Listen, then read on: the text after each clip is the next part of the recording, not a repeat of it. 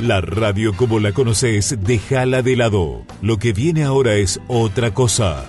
Alberto Peralta se propuso cambiar tu experiencia como oyente, fusionando elementos que otros conductores han desechado. Tal vez con razón. De todos modos, esta idea ya lleva muchos años con increíble éxito. Se llama Jarro Café y usted, amable oyente, es un cómplice necesario.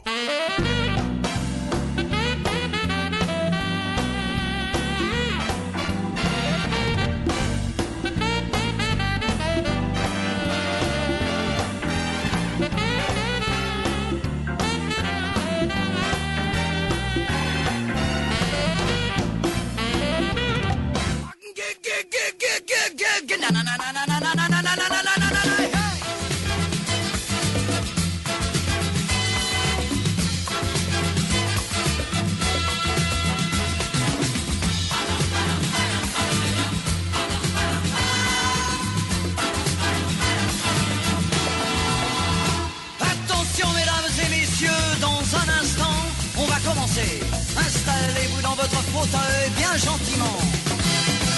5, 4, 3, 2, 1, 0, partez. Tous les projecteurs vont s'allumer et tous les acteurs vont s'animer en même temps. Attention mesdames et messieurs, c'est important. On va commencer. C'est toujours la même histoire depuis la nuit des temps. L'histoire de la vie et de la mort, mais nous allons changer le décor. Espérons qu'on la jouera encore dans 2000 ans. Allez les filles. Nous avons 20 ans et plein de chansons. Comme le printemps, nous allons danser dans votre maison. Notre pain est blanc, notre vin est bon. Si vous le voulez, c'est de bon cœur que nous partagerons. Attention mesdames et messieurs, dans un instant, ça va commencer. Nous vous demandons évidemment d'être indulgents. Le spectacle n'est pas bien rodé, laissez-nous encore quelques années. Il ne pourra que s'améliorer au fil du temps. Ah, na na na na na na na.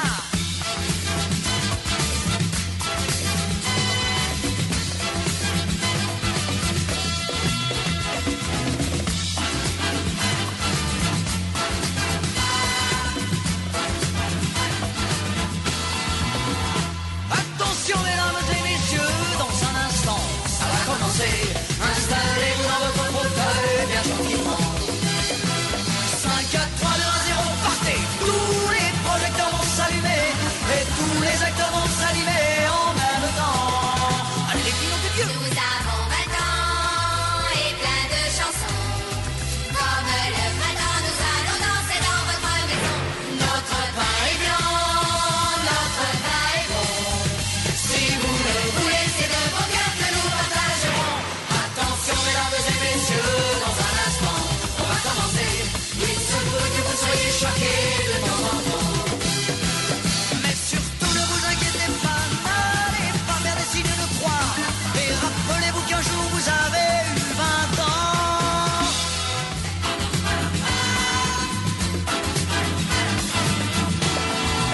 Jarro Café a 1000 es presentado por carreterasYalgomás.com.py. Toda la información sobre estructuras en un solo sitio web. Resort Yacht y Golf Club Paraguayo, déjate sorprender. Granusa, excelencia en nutrición. Y Coca-Cola retornable, menos plástico para el mundo, más ahorro para vos. Coca-Cola, magia de verdad. Espérons qu'on la jouera encore dans 2000 ans. Muy bien, muy buenas tardes. ¿Cómo están ustedes? Bienvenidos a este Jarro Café de martes, porque hoy es martes 14 ya de enero. Qué rápido viene enero, che. Impresionante enero. Fórmula 1 de enero. Es el primer mes luego, pues entonces es Fórmula 1. Por eso. Bueno, el día de hoy fue caluroso, como corresponde a enero en el Paraguay, pero no fue todo lo caluroso que podría ser. Estamos teniendo una especie de condonación de calor en los últimos días. Así que vamos a tener hasta el fin de semana muy buena temperatura en lo que cabe para el verano paraguayo. Vamos a tener temperaturas que no van a llegar a los 40 grados. Bien. Estaba mirando también, se acerca 14, dentro de 6 días va a asumir como presidente de los Estados Unidos el famoso Donald Trump. Una cosa que solamente antes ha ocurrido una vez en la historia norteamericana, que un presidente termina un mandato, no es reelecto, pero después vuelve y ahí sí es reelecto. Es la segunda vez que ocurre eso en la historia de los Estados Unidos. Por de pronto se sabe que la bandera del Capitolio, o mejor dicho, las banderas del Capitolio, van a ser izadas a toda hasta el día de la ceremonia de la investidura presidencial, según ordenó el presidente de la Cámara de Representantes, Mike Johnson. La información dice, Mike Johnson, presidente de la Cámara de Representantes, que es como la Cámara de Diputados acá, ordenó este martes que las banderas del Capitolio sean izadas a toda hasta el día de la ceremonia de investidura presidencial, pausando una orden de 30 días para mantenerlas a media asta tras el fallecimiento del expresidente Jimmy Carter. Carter había fallecido y normalmente cuando un expresidente pasa a otra vida, las banderas del Capitolio quedan 30 días a media asta, pero esta vez se va a hacer una excepción, el 20 van a ser izadas totalmente porque es también un día de fiesta de la democracia, asume un presidente electo por el voto popular. Dice también la información, la decisión del líder republicano significa que el presidente electo Donald Trump no prestará juramento para su segundo mandato bajo una bandera a media asta, una posibilidad de la que Trump se había quejado anteriormente. Esta acción refleja las medidas tomadas recientemente por algunos gobernadores republicanos que han anunciado que las banderas en sus estados serán izadas a toda hasta el día de la ceremonia de investidura de Trump. La gobernadora de Alabama, Kay Ivey, lo hizo el martes señalando en una publicación en redes sociales que las banderas estadounidenses del estado serían puestas a media hasta nuevamente el 21 de enero en honor a Carter. El gobernador de Texas, Greg Abbott, emitió un aviso similar ayer lunes. El periodo de 30 días para colocar las banderas a media asta, que inició con la orden del presidente Biden, incluyen las banderas en los edificios del gobierno federal y sus terrenos, así como las embajadas de Estados Unidos y otros sitios en el extranjero. Vamos a ver si en la embajada de los Estados Unidos, que ahora tiene la bandera americana a media asta, el día 20 ponen a flamear ese símbolo de la nación estadounidense a media asta o a toda asta. Muy bien. Estas cosas son importantes porque la civilización está construida con símbolos. Por eso es que yo creo que se hizo un gran daño, creo que fue en el gobierno de Nicanor Duarte Frutos, donde se dejó de cantar el himno nacional en escuelas y colegios. Esos son símbolos que hay que mantener. La civilización sin símbolos no es nada, es un hato de monos, somos un hato de monos. Nos construimos, nuestro entorno se construye con los símbolos. Por eso es que la bandera, el himno nacional, los escudos, el panteón de los héroes, son símbolos que hacen a nuestra nación. Y por lo tanto se debe respetar y por lo tanto también se debe incentivar, sobre todo en los niños y adolescentes, respeto por esos símbolos. A mí me gusta mucho cómo caló hondo el tema del simbolismo en la Argentina, por ejemplo. Vos estás en un cine y en alguna película o en algún noticiero suena el himno nacional argentino, se paran todos en el cine. Respetan sus símbolos. Nosotros tenemos que emular lo que es bueno y tenemos que también hacer eso. Bueno, hablando de símbolos, hoy les quería contar una historia que tiene muchas aristas. La mayoría de ellas llevadas por el fanatismo y por la ideología a extremos donde se oculta parte de la realidad.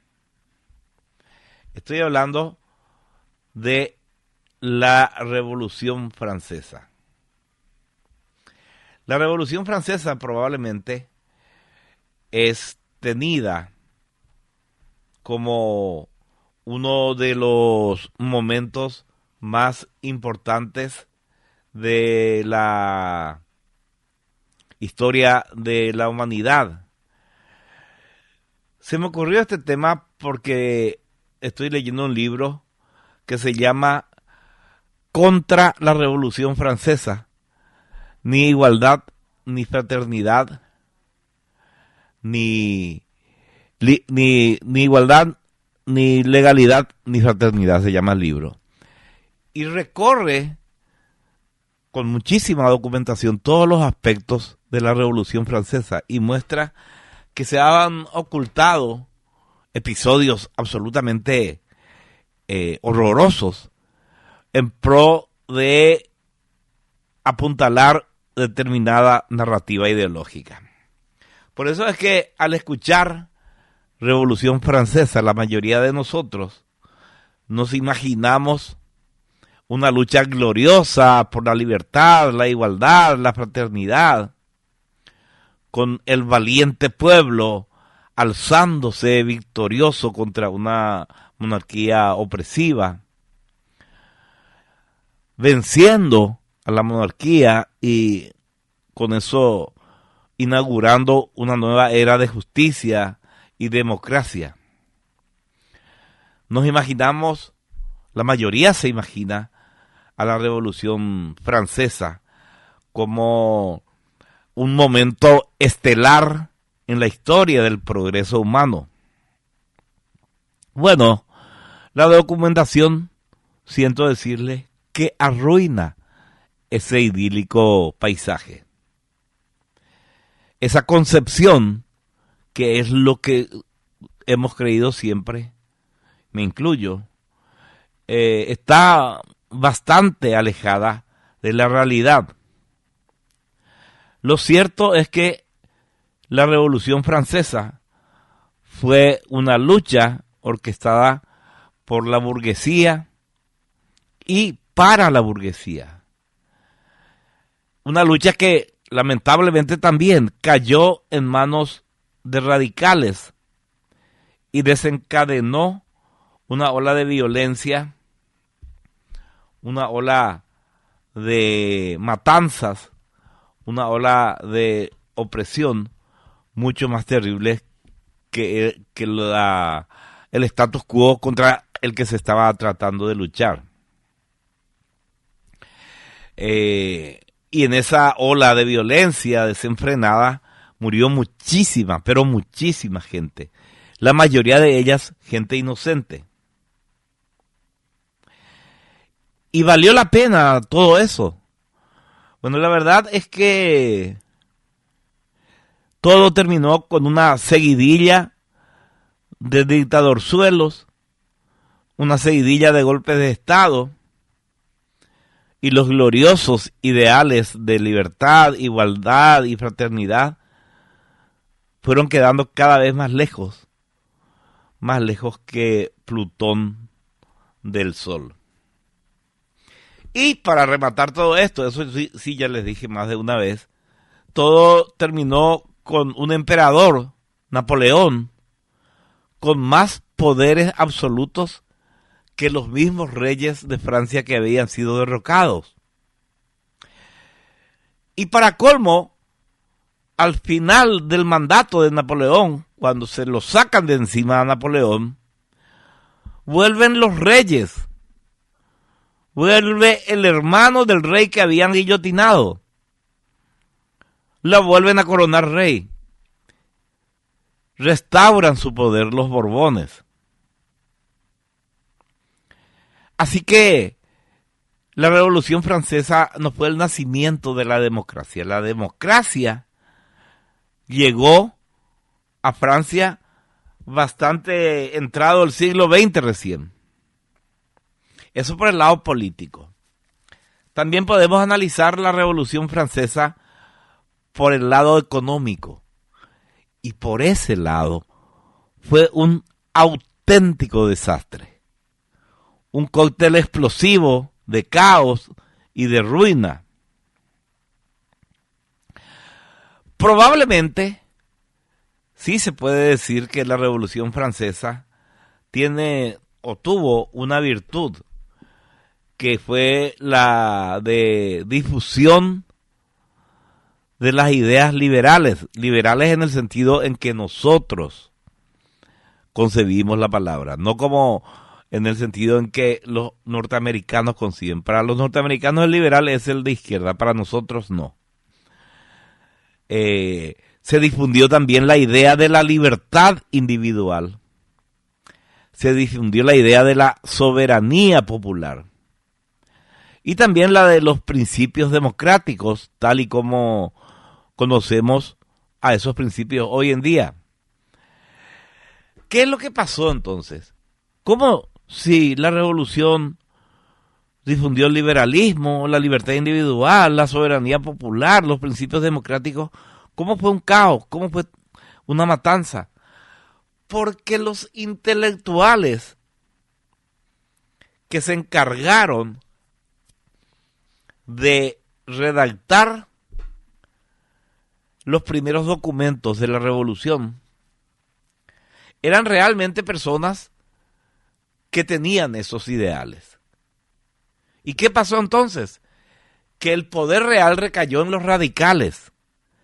Y los radicales, ni bien se firma la Constitución con todos estos ideales, a la hora decidieron hacer tabla rasa con todos los ideales e imponer su voluntad y sus ansias de poder.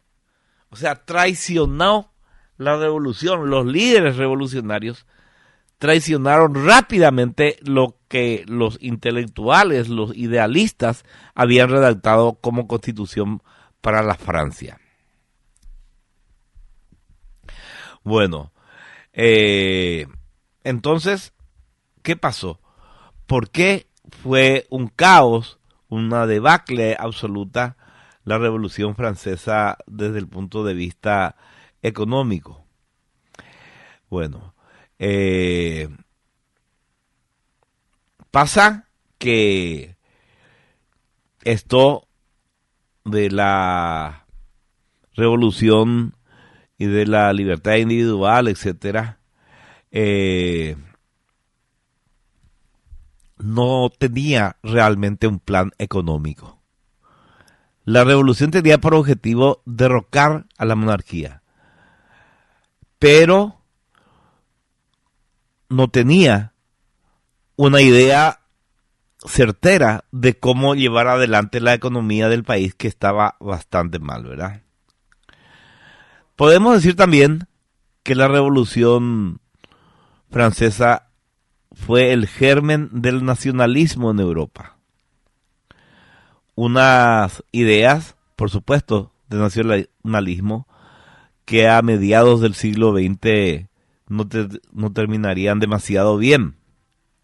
Bueno, eso es a grandes rasgos lo que vamos a desarrollar o tratar de desarrollar o tratar de explicar hoy en Jarro Café. Hoy probablemente también mañana, si es posible. La idea es desmentir algunos mitos que rodean a la Revolución Francesa. La Revolución Francesa, hay que decir también, no fue algo monocromático, no tuvo una sola dirección o un solo color. Probablemente la Revolución Francesa fue la que más diversas ideas hizo que choquen, y eso también es lo que produjo el caos en la historia de la humanidad. La Revolución Francesa transcurre entre los años 1789 y 1792. 1789 y 1792. No fue una revolución como acá, que en la noche del 2 al 3 de febrero se produjo la revolución y fue derrocado Stroessner. Ahí las cosas tardaron bastante más en producirse. Bueno,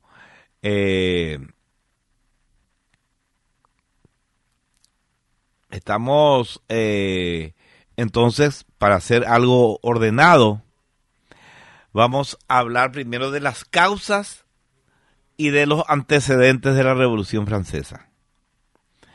Esto se produjo, este movimiento, por una combinación de causas económicas, sociales y políticas. Vamos a empezar entonces por la causa económica. A finales del siglo XV, Francia vivía una profunda crisis económica. Estaba el país entero ahogado en deudas brutales debido al despilfarro de la monarquía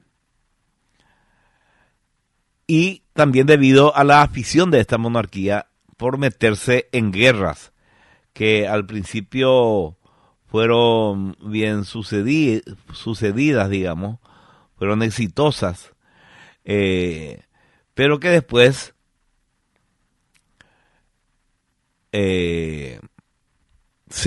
la suerte se volvió en contra. Empezó en la época del Rey Sol, y ahí fue donde se metió Francia en la mayor cantidad de guerra. Pero de una de las últimas guerras, la Guerra de los 7 años, Francia no salió muy bien parada, que digamos. Luis XV perdió todas sus posesiones en América y en la India, salvo algunos pequeños enclaves. O sea, los ingleses les ganaron y les sacaron todas sus colonias. Estos países europeos, casi todos, vivían de expoliar a las colonias, sobre todo a las colonias que tenían en África. El único país que no colonizó América, y eso hay que dejarlo bien claro, por más disparates que diga gente como AMLO o como la presidenta actual de México, Sheinbaum, España no estableció colonias en América del Sur, estableció virreinatos, y los virreinatos tenían los mismos derechos que tenían los ciudadanos en la metrópoli, en la propia España. Acá no se colonizó, acá se civilizó, se enseñó la religión, el idioma, aspectos económicos y compañía. Pero el resto de Europa sí colonizó brutalmente, especialmente a los países africanos. Entonces Francia, el boato francés, la pompa francesa, la vida lujosa, sobre todo de la nobleza, se basaba en expoliarles a los africanos.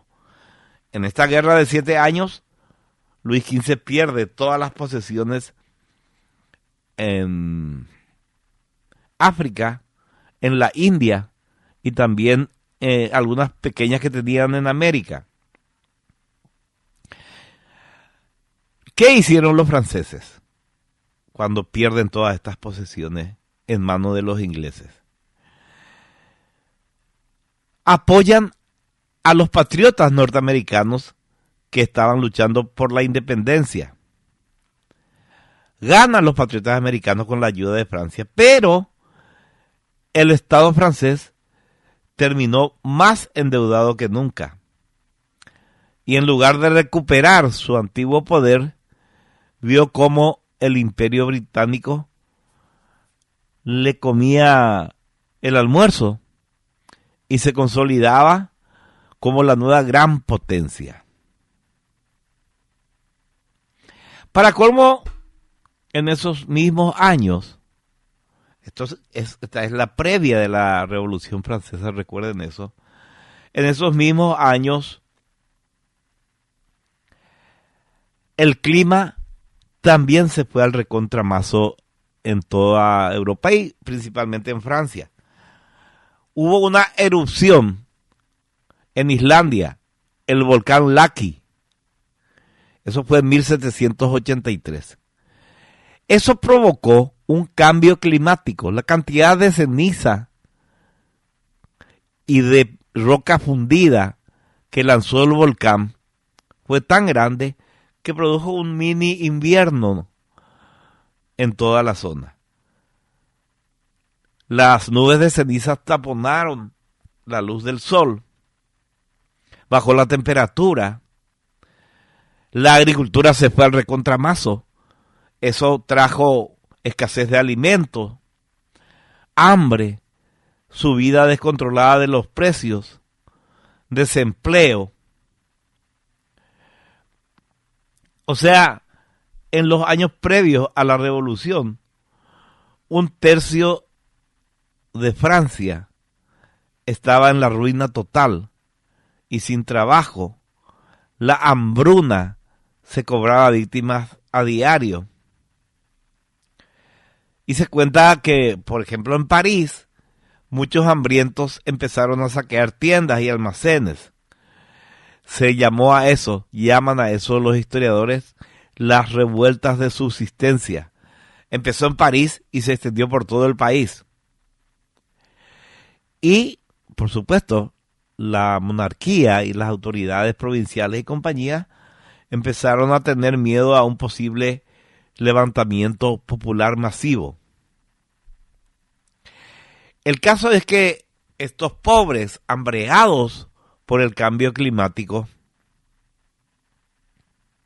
formaban parte de un grupo conocido como el Tercer Estado, junto con los campesinos, artesanos, trabajadores urbanos. Algunos eran más pudientes que otros. Había una pequeña burguesía y una alta burguesía. La pequeña burguesía eran los que a duras penas no podían ser catalogados como pobres. Pero también estaba la alta burguesía, gente acomodada, gente con dinero, pero que no eran nobles. ¿Por qué? Porque no tenían sangre real. Y entre las profesiones de esta alta burguesía había abogados, notarios, magistrados, médicos, comerciantes. Esta alta burguesía, sin embargo, en el tema de pagar impuestos no difería de la baja burguesía. O sea, los pobres, los medianos y los acomodados eran los que aportaban prácticamente todo el dinero que disponía la monarquía con sus impuestos. El rey, ya saben, tenía un poder casi absoluto, y la nobleza y el clero no pagaban impuestos, aparte de tener privilegios políticos y jurídicos. O sea, evidentemente, este tercer estado, que era el que aportaba la plata con sus impuestos, obviamente no veía que sea una situación justa. Para colmo, en esa época, no solamente en Europa, sino en todo el mundo, el 95% de la gente era gente muy pobre, gente en la miseria. Esto fue cambiado radicalmente en la era industrial y con el capitalismo. Pero en esa época, 95% de la gente era pobre de solemnidad.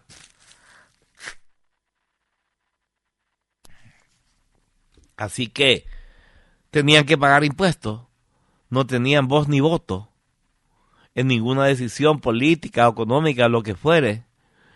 Y encima, por el estado calamitoso de las cuentas del Estado, debido a las derrotas en las guerras en que se había metido Francia, la monarquía decide aumentar los impuestos. O sea, esa gente a la que apenas le alcanzaba para comer o para mal comer, para sobrevivir, decidieron alzarle los impuestos. Todos se enojaron, pero también se enojó la gente acomodada, que no era noble, la alta burguesía. ¿Por qué? Eso fue muy importante, porque esta alta burguesía era gente ilustrada, no era gente ignorante. Esta gente había leído las nuevas ideas de la época de la Ilustración, también conocida como la Era de la Luz. Bueno, y esto nos lleva entonces a la causa social de la Revolución.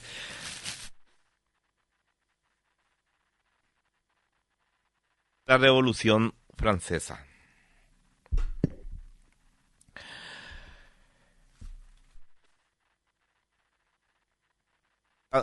Estoy teniendo unos estornudos, algo me está dando alergia y terror esto.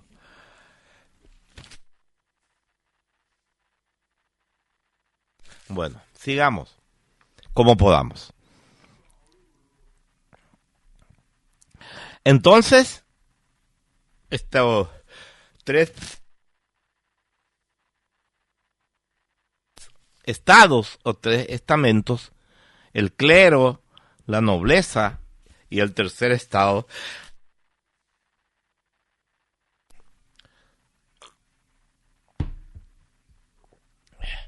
eran una división social rígida. Era complicadísimo, era imposible cambiar de estatus.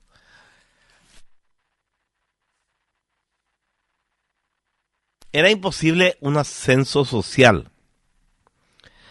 Era imposible buscar para tus hijos un futuro mejor en el que prosperar. O sea, si vos nacías en el 95%,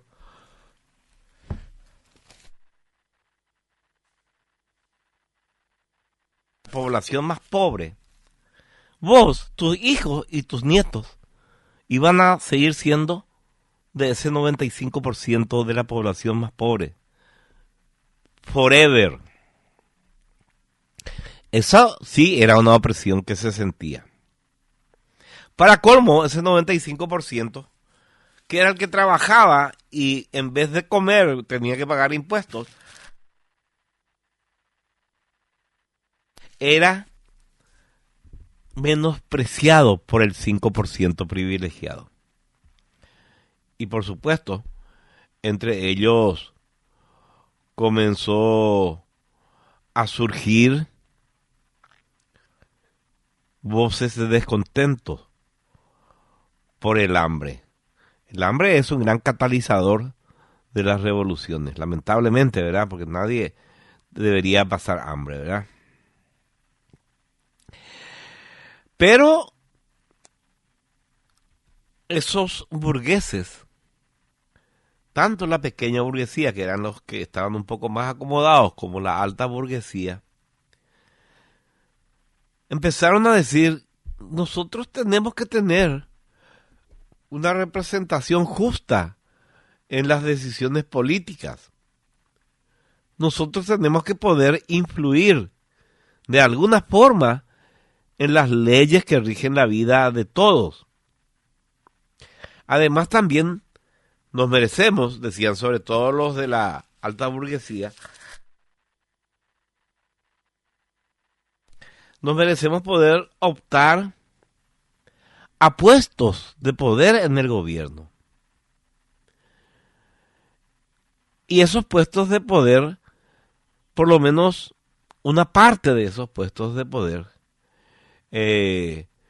no tienen que ser dados por derechos de nacimiento, sino por méritos. Fue la primera concepción de lo que hoy llamamos la meritocracia.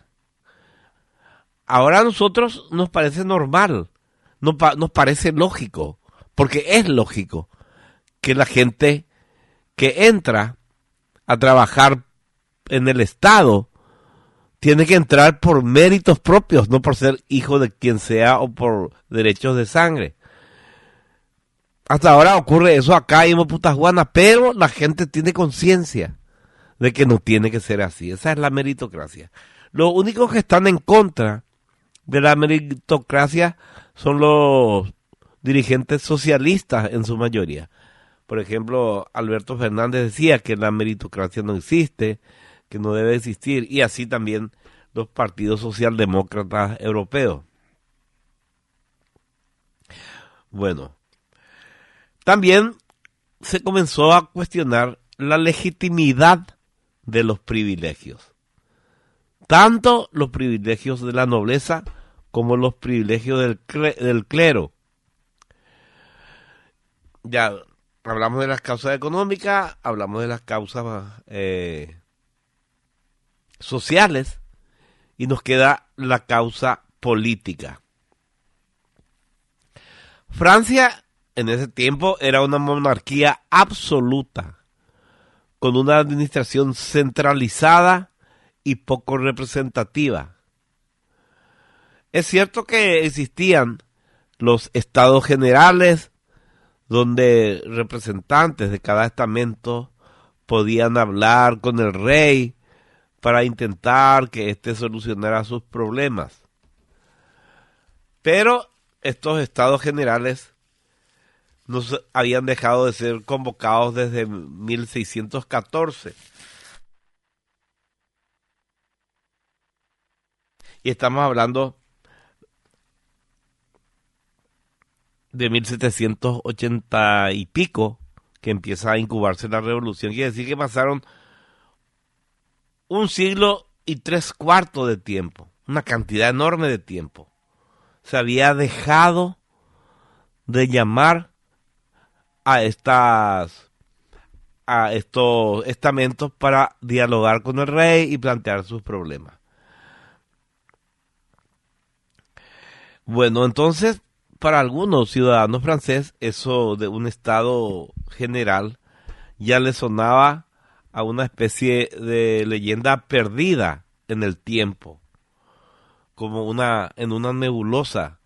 No vivía ya nadie que había asistido, ni no vivía ya ningún hijo de los que habían asistido alguna vez a una de estas reuniones. Hablamos de que desde 1614 no se hacían más las reuniones de los tres estamentos con la nobleza.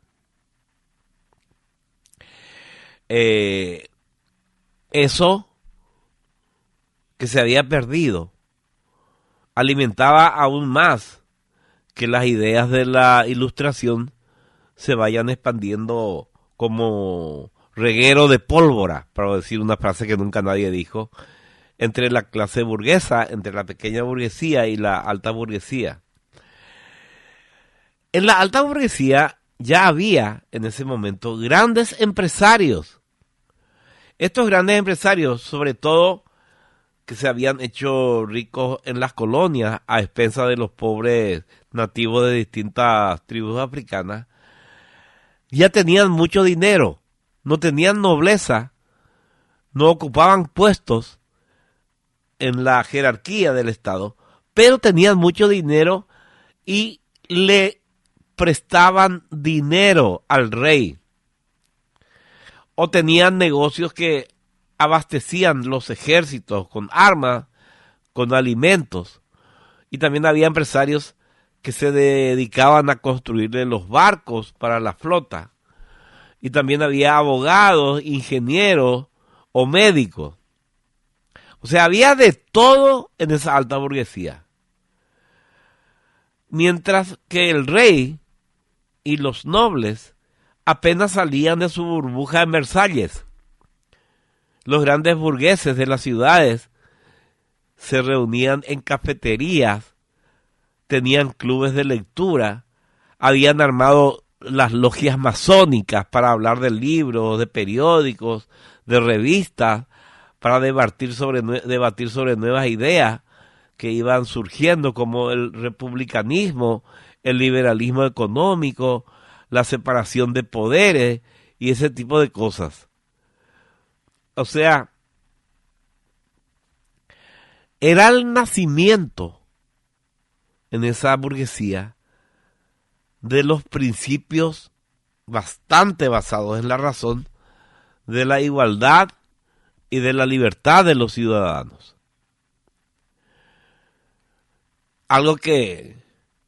Cosas que obviamente están geniales, pero que durante la revolución,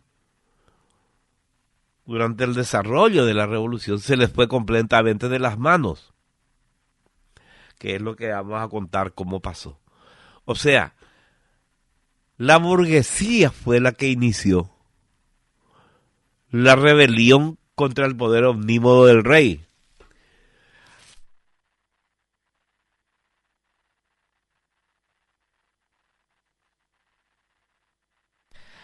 Era un movimiento de la burguesía y por la burguesía. Y por supuesto también, no solamente la burguesía se dio cuenta de que esas cosas no podían seguir, de que estaban mal, y que las ideas de la libertad y de la igualdad eran buenas.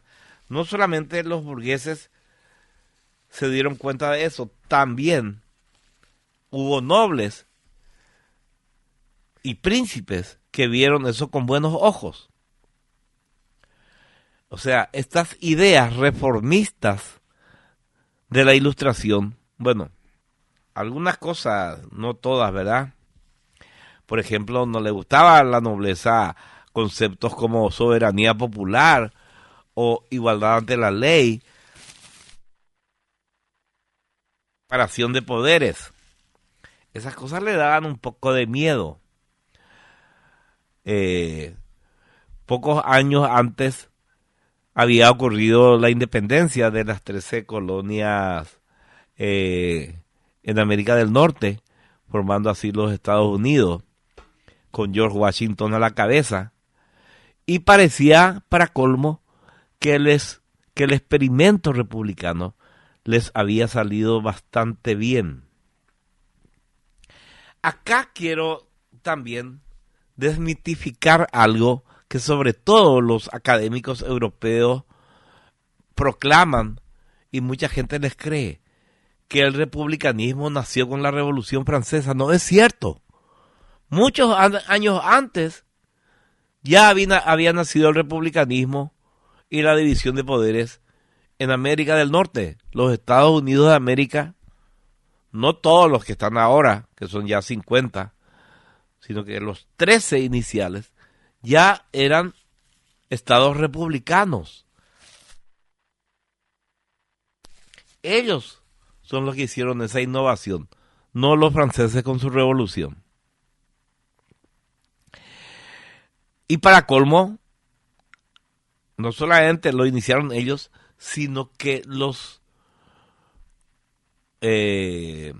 la alta burguesía europea observaba con asombro y con esperanza cómo el experimento del republicanismo estaba saliendo muy bien del otro lado del océano. Los ilustrados europeos, varios intelectuales, es cierto que ya habían teorizado al respecto, y probablemente en esos libros teóricos sobre el republicanismo se habían inspirado los próceres norteamericanos, pero los europeos no lo hacían. fueron los norteamericanos los que lo hicieron. Y ahí, por supuesto, muchos querían copiar el modelo estadounidense en Francia. Precisamente estos sentimientos de cambio que se palpaban en el ambiente impulsaron a algunos reyes europeos a implementar reformas. La verdad que reformas bastante limitadas, poquita cosa, digamos, solo para mantener a los inquietos burgueses tranquilitos. Eso tiene un nombre en la historia, se llama despotismo ilustrado, o sea, el despotismo del rey con un poco de ilustración, con un poco de las ideas de la ilustración, el despotismo ilustrado. Así las cosas, en Francia, en 1789, los acontecimientos se precipitaron debido a estas tres causas, económicas, sociales y políticas que les comenté. O sea, los perros estaban absolutamente enojados, los perros burgueses. Bueno, pero vamos a retroceder un poquitito 2 años. En el 89 empezó la revolución. Vamos a retroceder a 1787. Hablé de la crisis brutal por las malas cosechas, producto del cambio climático originado en un gigantesco volcán que había eclosionado en Islandia. La ira popular fue aumentando y se iba dirigiendo contra el rey. Pero por lo que se cuenta, este rey no era ni cruel ni despiadado. Era un joven de 33 años, tímido, torpe, indeciso, algo tonto, ¿verdad? Y trató el tipo, aconsejado por algunos de su entorno, de la nobleza, de hacer alguna reforma. Y esas reformas no tuvieron demasiado éxito, como por ejemplo la propuesta del ministro Turgot, que consideraba necesario imponer un impuesto proporcional a la renta y obligatorio para todos, incluso para los nobles y para el clero. Lo que pasaba es que el rey no tenía el carácter para imponer esas reformas. Cuando anunció que todos iban a pagar impuestos, inclusive los nobles y el clero, se enojaron los nobles, por supuesto, ¿verdad? Los nobles, toda su vida, sus ancestros, desde el principio, eran alérgicos a tener que pagar impuestos. Y empezaron a reaccionar, a protestar a cada nueva reforma que salía del despacho del rey. Ellos se oponían. Y claro, Luis era demasiado influenciable y abandonaba rápido las ideas de reforma. Y por el contrario, su esposa, María Antonieta, tenía todo el carácter que le faltaba a su marido. Era descendiente de los Habsburgo, una dinastía enemiga tradicional de los Borbones. Los Luises eran Borbones, ¿verdad?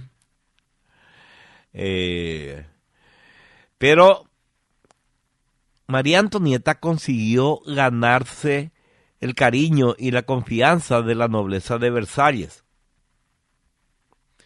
Tenemos que recordar que en ese momento las dos dinastías, la de los Habsburgo y la de los Borbones, tenían un enemigo común. Eran los ingleses. Bueno, María Antonieta ganó fama de promiscua. de infiel. Y eso no se le puede culpar a ella. Lo que pasa es que a su marido no le interesaba el sexo. Y ella era una mujer saludable. Digamos que no era demasiado linda, pero Emma. Y iba buscando distracción en distintos personajes de la nobleza y algún que otro cura.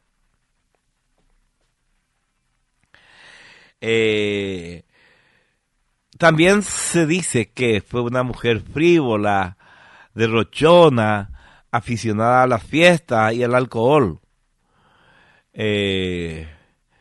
Pero no hay pruebas de eso. Esas fueron cosas que fueron achacándole con el correr de los años.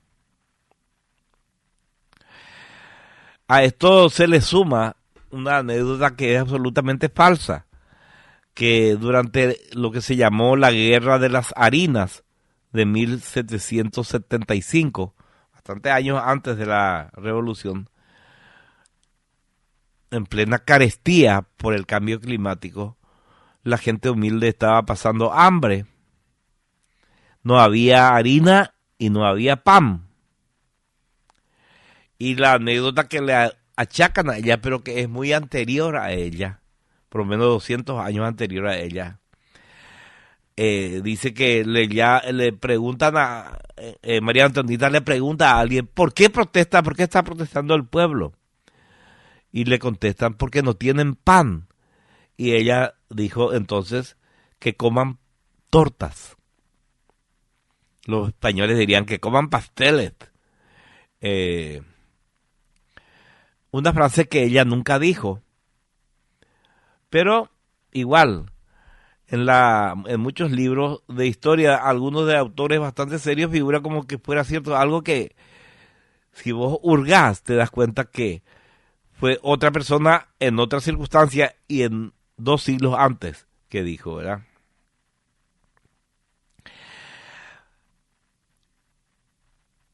Para echar más leña al fuego, en 1785, 10 años después de que se hizo popular supuestamente la anécdota de que coman tortas, ocurrió el escándalo del collar, algo que dañó absolutamente la reputación de la reina. ¿Qué es lo que pasó? Resulta que un cardenal llamado Ran quería ganarse el favor de la reina para ascender. Y una condesa llamada Jeanne de la Motte le dijo que a la reina le encantaba un collar de diamantes que valía 2 millones de libras. El problema es que esta condesa, Jeanne de la Motte, era una ladrona, una estafadora, y le estaba jodiendo, porque ella tenía el collar. Y decía, mira, la reina está loca por este collar, pero yo no le puedo dar porque sale 2 millones. ¿Qué hizo el cardenal? Le compró el collar y le dijo, por favor, condesa, llévele este collar a la reina en mi nombre. Por supuesto que no lo llevó nunca el collar, ¿verdad? Cobró los 2 millones, dividió en piezas el collar de diamantes y fue vendiendo diamante por diamante, ¿verdad? El cardenal Ran, cuando sale a la luz esto, es degradado. ¿De dónde sacó 2 millones de libras? Y la condesa terminó presa. Pero el asunto se tergiversó, como siempre ocurre, en la calle, y aumentó el resentimiento popular hacia María Antonieta. Dijeron, es una caprichosa, una promiscua, esa parte era cierta. No le importa el hambre de la gente, ella pensando en un collar de 2 millones, algo que no era cierto, ¿verdad? Algo en lo que ella no tenía absolutamente nada que ver. Esas son cosas que ocurren en la vida. Por eso que no hay que juzgar tan rápidamente a la gente, porque muchas veces lo que se propaga no es verdad y perjudica a gente que es inocente.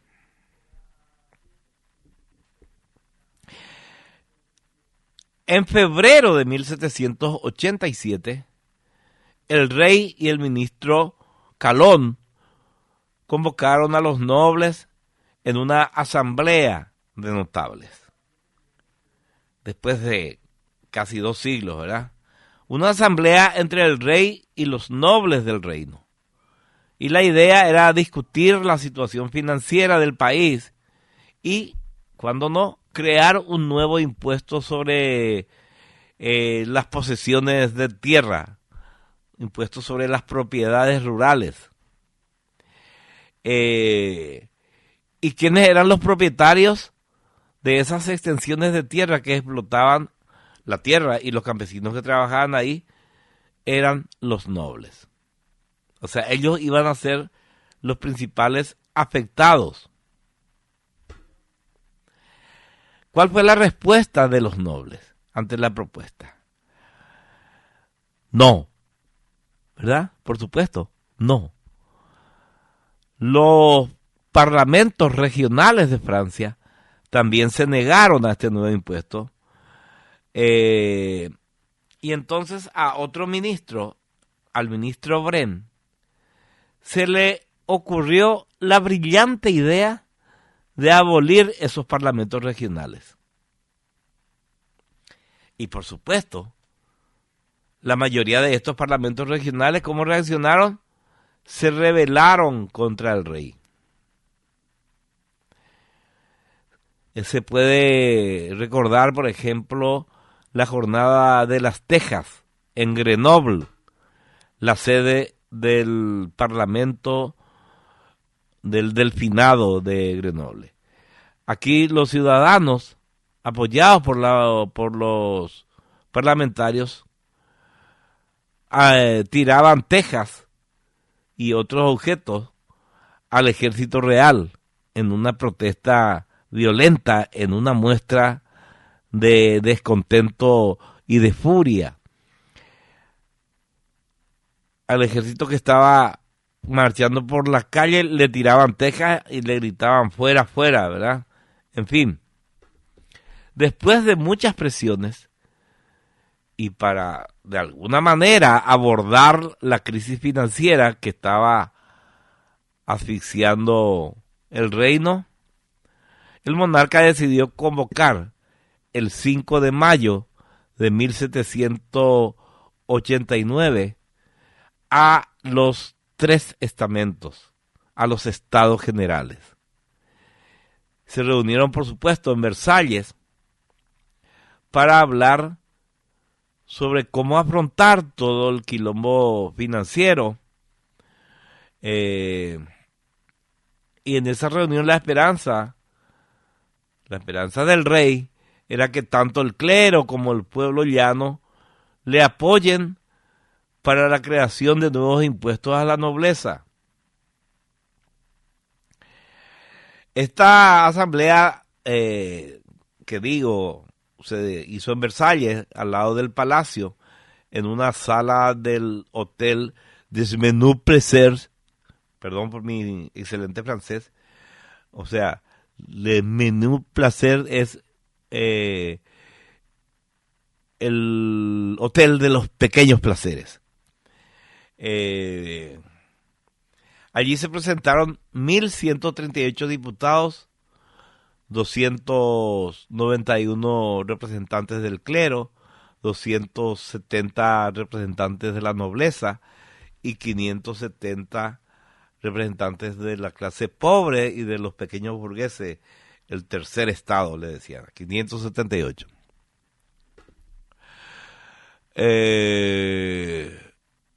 Hubo muchos oradores bastante destacados, entre ellos el nuevo ministro de Hacienda y de Finanzas, Jacques Necker, que era un tecnócrata que había sido encargado de encontrarle una solución al quilombo económico. Básicamente, como en Francia el ministro se llama Jacques Necker, porque era un suizo era protestante y encima era plebeyo, o sea, no era francés, no era católico y no era noble, era plebeyo. Pero había podido conquistar bastante poder porque era muy conocedor del tema económico y además muy inteligente y creativo. Bueno, Snekker explicó en la asamblea la grave situación económica. Habló durante 2 horas y media y todos pudieron entender que la situación financiera de Francia era más desastrosa de lo que suponían.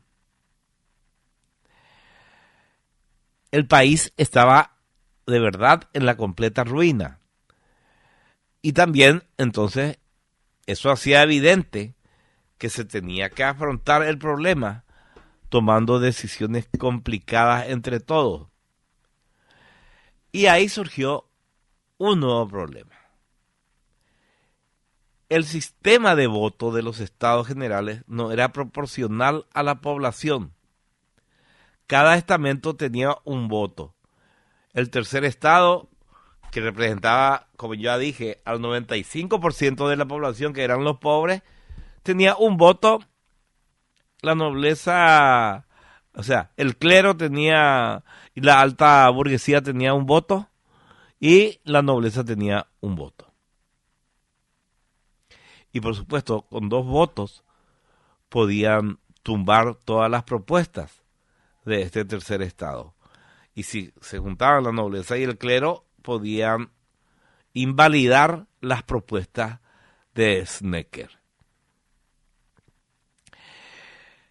No había necesidad de consenso, por eso el tercer estado quería que el voto fuera por cabeza individual, que cada hombre que estaba ahí tenga un voto. Bueno, acá vamos a dejar por hoy. Vamos a continuar, si Dios quiere, mañana. Oyente, buenas noches. ¿Qué tal, Albert? ¿Cómo estás? Muy bien, ¿cómo estás vos, Esteban Bien, Quito? bien. El desastre financiero de Francia fue por la ayuda de su abuelo Luis XV a los Estados Unidos en su independencia. También, eso ya comenté. Sí. No me escuchaste desde el principio. Hubo varios factores para el desastre económico. Pero dice que... La guerra la guerra de 7 años que perdieron con Inglaterra, perdieron todas sus colonias. Sí. Después, en venganza, fueron a ayudarle a los patriotas norteamericanos. Se gastaron lo que no tenían. Y después vino la hambruna por culpa del volcán islandés. Ese fue el volcán de 1780. No, Y de vos- antes. 783, sí. Y Sí. otra cosa, el volcán de 1850 en Europa. Un volcán de Tailandia. Imagínate un poco de dónde pudo haber un desastre, ¿eh? Y sí, así es. Krakatoa también generó un cambio climático. Sí, sí. Y bueno, y otro de los factores es que Necker, al remover la Necker, el pueblo se levantó más. Pero eso todavía no conté, no vaya a adelantar. Yo estoy todavía en la asamblea, donde Necker habló 2 horas y media. Y la gente le quería a este tipo. Y Bueno, era muy inteligente. el tipo trató de ser un poco populista también, vamos a decirle. Bueno, pero no había otra en ese momento. Sí. Bueno, Y- gracias, Albert. Dale, gracias a vos. Chao, chao. Vamos a la pausa, pero antes... En tu producción ganadera es necesario que tomes acciones estratégicas. Con Granusa, arma el más efectivo proyecto de suplementación del ganado y optimiza los insumos disponibles en tu establecimiento.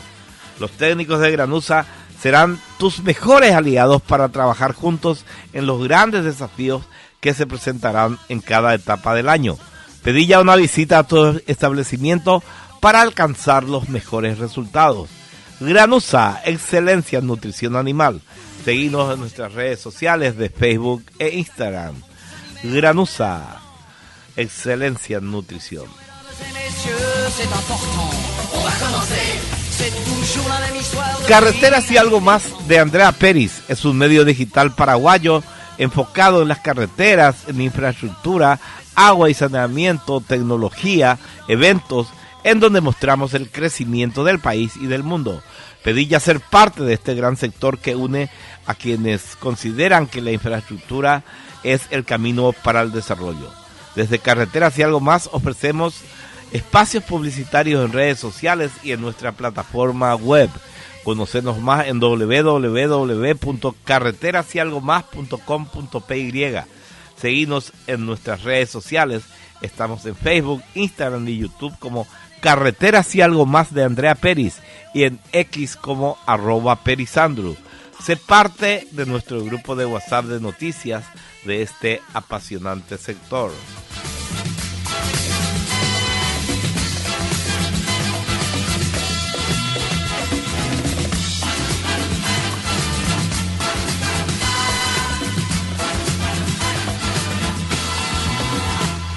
Desde Coca-Cola asumimos el compromiso de devolver a la naturaleza y a las comunidades el equivalente al 100% del agua que usamos en la fabricación de nuestras bebidas. Por eso trabajamos en alianza con varias organizaciones en iniciativas que promueven el cuidado, la conservación y el acceso a agua potable en las comunidades del país. Coca-Cola, cada gota cuenta. Y tenés que tener en cuenta que con Coca-Cola retornable conseguís menos plástico para el mundo y más ahorro para vos. Coca-Cola, magia de verdad. Mais surtout ne vous inquiétez pas, n'allez pas faire des signes de croix. Et rappelez-vous qu'un jour vous avez eu 20 ans. Radio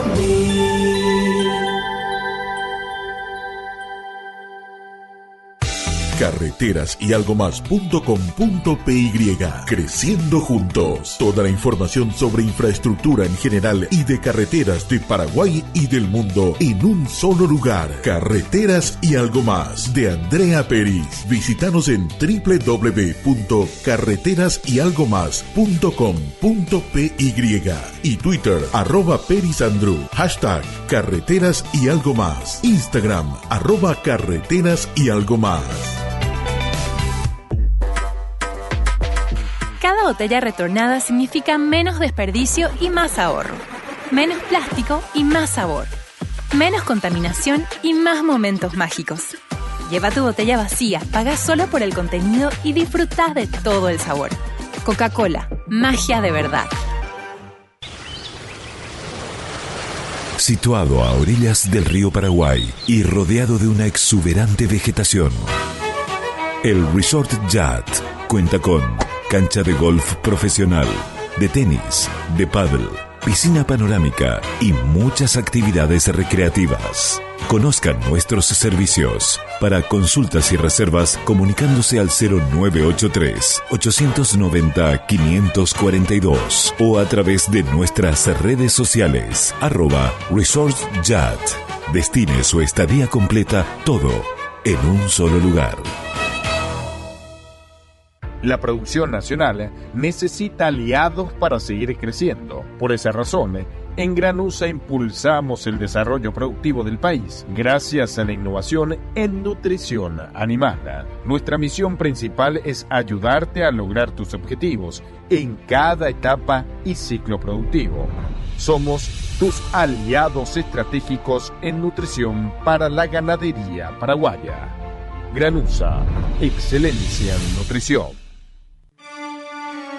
En el país y en el mundo, la vida y las noticias siguen su rumbo vertiginosamente. Los cambios y desafíos son una constante y cuando llega la noche, ellos se juntan con su particular visión y enfoque solamente para dejar las cuestiones claras. Cuestiones claras, los martes de 20 a 22 horas. Sus protagonistas, Graciela Ledesma y Raúl Agüero, por la 1000 AM.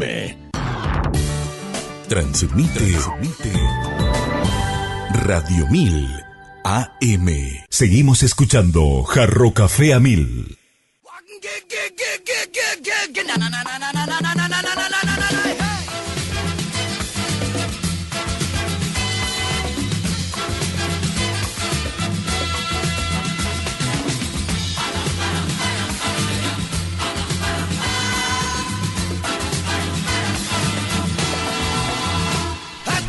Muy bien, 19 con 14 minutos. A ver qué dice la gente. Enfermizamente presente. A un ra, dice acá Sarcoma. Qué bárbaro Sarcoma será. Esta es información deportiva. Dice 4 golfistas paraguayos presentes en el LAAC 2025. Los jóvenes golfistas paraguayos Benjamín Fernández, Eric Forlaje, Ezequiel Cabrera y Héctor Ortega ya están desde el lunes pasado en Pilar, provincia de Buenos Aires, para un nuevo desafío. El glorioso golf guaraní intentará destacarse una vez más en el ámbito internacional, tal como sucediera el último domingo en el Sport francés de Santiago de Chile, donde el team paraguayo sobresalió nítidamente. Es que el brillante campeón en Chile fue el paraguayo Benjamín Fernández, que se impuso en hoyo extra, mientras que el bronce le correspondió a Eric Forlaje. El primer paraguayo en salir a la cancha este jueves será Ezequiel Cabrera, que jugará desde las 7:30 en compañía de Ramiro Acevedo de Argentina y Eva Peña de Puerto Rico. Después de 11 minutos estará arrancando Héctor Ortega en compañía de Pablo Hernández de Guatemala y Liam Bryden de Trinidad y Tobago. Desde las 8:25 entrará en acción Eric Forlaje con Omar Teijeira de Jaén de Panamá y Ecuador Matarazo de Brasil. Muy bien, suerte para nuestros grandes tenistas. Dice acá, me manda una foto. A ver, ¿qué foto es? Esta gente que está... Bueno, todo este tema del señor que fue rajado donde ya estoy podrido, será. Del tema. Bueno, esto lo tomo con humor, después ya leer. Buenas tardes, Alberto. No sabes si acá en el Paraguay existe todavía Videoclub Rodrigo Soy. No, creo que exista Videoclub. ¿A quién le van a alquilar? Alberto, existió. Leído, Oscar era una mujer que se vestía como hombre, se vestía de soldado y era la compañía de la reina de Francia. Rodrigo Soy, dice. No sé a qué te referís. Yo no sé nada de eso. Vamos de vuelta a la pausa. Radio Mil AM es tu Radio Mil. Carreteras y algo más.com.py. Creciendo juntos. Toda la información sobre infraestructura en general y de carreteras de Paraguay y del mundo en un solo lugar. Carreteras y algo más de Andrea Peris. Visítanos en www.carreterasyalgomás.com.py y Twitter @perisandru. Hashtag Carreteras y algo más. Instagram @carreteras y algo más. Cada botella retornada significa menos desperdicio y más ahorro. Menos plástico y más sabor. Menos contaminación y más momentos mágicos. Lleva tu botella vacía, paga solo por el contenido y disfruta de todo el sabor. Coca-Cola, magia de verdad.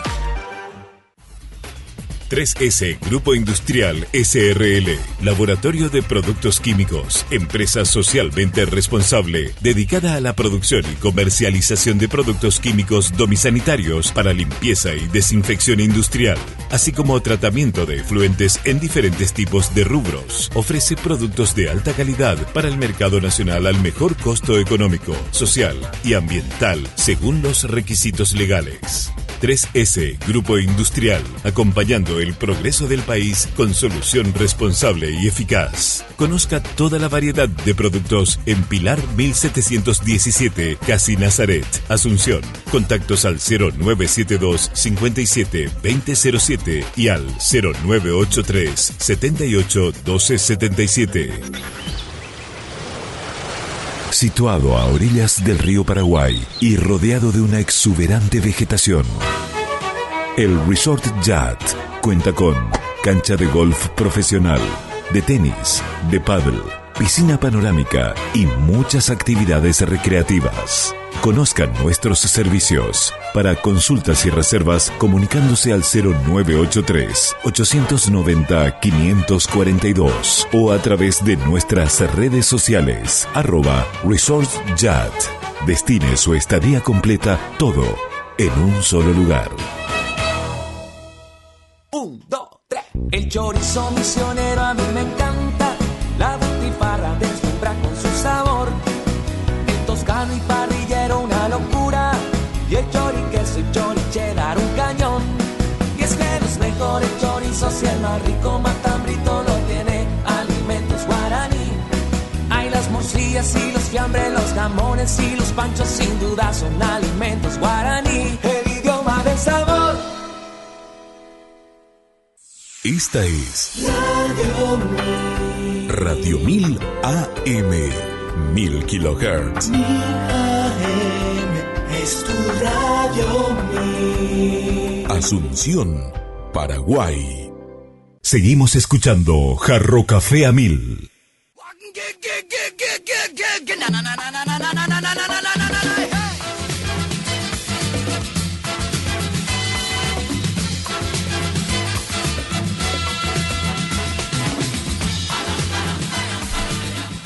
Bueno, última parte del programa. Dice, hola Alberto.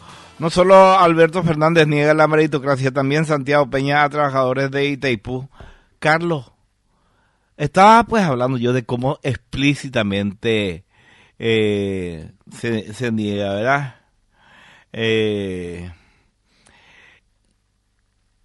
Ya está, Carlos. Dale, Carlos.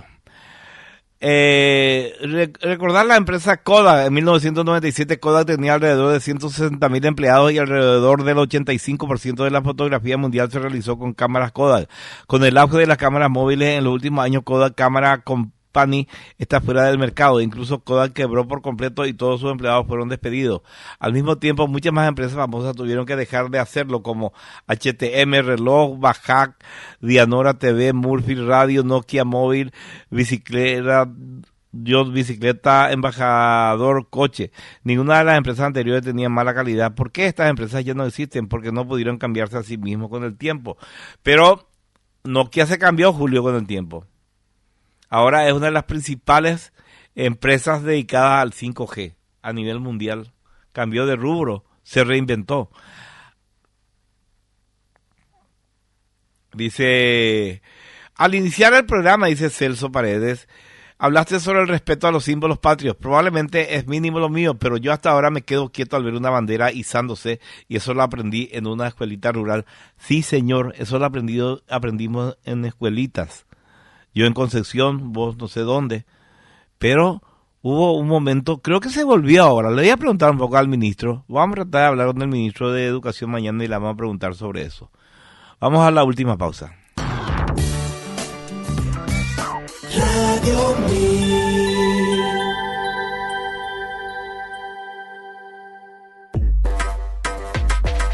Cada botella retornada significa menos desperdicio y más ahorro. Menos plástico y más sabor. Menos contaminación y más momentos mágicos. Lleva tu botella vacía, paga solo por el contenido y disfruta de todo el sabor. Coca-Cola, magia de verdad. La producción nacional necesita aliados para seguir creciendo. Por esa razón, en Granusa impulsamos el desarrollo productivo del país gracias a la innovación en nutrición animal. Nuestra misión principal es ayudarte a lograr tus objetivos en cada etapa y ciclo productivo. Somos tus aliados estratégicos en nutrición para la ganadería paraguaya. Granusa, excelencia en nutrición. El choritipo misionero, la butifarra una belleza, el toscano y parrillero, lo mejor para mi mesa. Y si me das un besito, chori queso y chori cheddar, ese rico matambrito que me vuela la cabeza. Ay, qué rica morcilla, qué rico pancho, los jamones y fiambres son guaraní, Alimentos Guaraní, el idioma del sabor.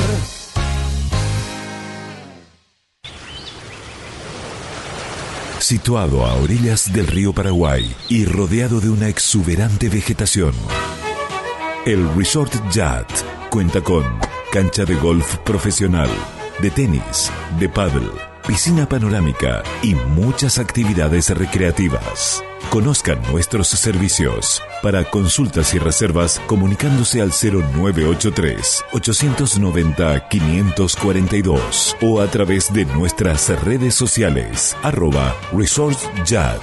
Destine su estadía completa, todo en un solo lugar. En los momentos más oscuros, cuando siento que he caído al abismo y el mundo parece derrumbarse a mi alrededor, es natural buscar una luz, una salida.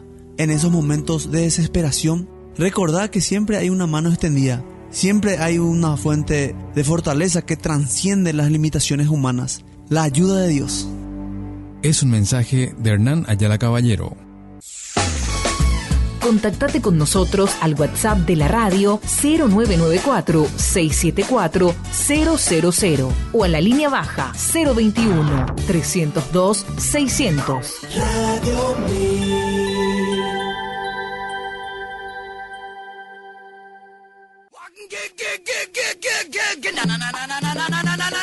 Bueno, no hay tiempo para nada. Nos vemos mañana a las 8 de la mañana. El que nos esté escuchando la radio a esa hora ya sabe muy bien lo que es. ¡Chao! Jarro Café a 1000 fue presentado por carreterasyyalgomás.com.py. Toda la información sobre estructura en un solo sitio web. Resort Yacht y Golf Club Paraguayo. Déjate sorprender. Granusa, excelencia en nutrición. Y Coca-Cola retornable. Menos plástico para el mundo, más ahorro para vos. Coca-Cola, magia de verdad. Les projecteurs vont s'allumer et tous les acteurs vont s'animer en même temps. Attention mesdames et messieurs, c'est important. On va commencer. C'est toujours la même histoire depuis la nuit des temps. L'histoire de la vie et de la mort, mais nous allons changer le décor. Espérons qu'on la jouera encore.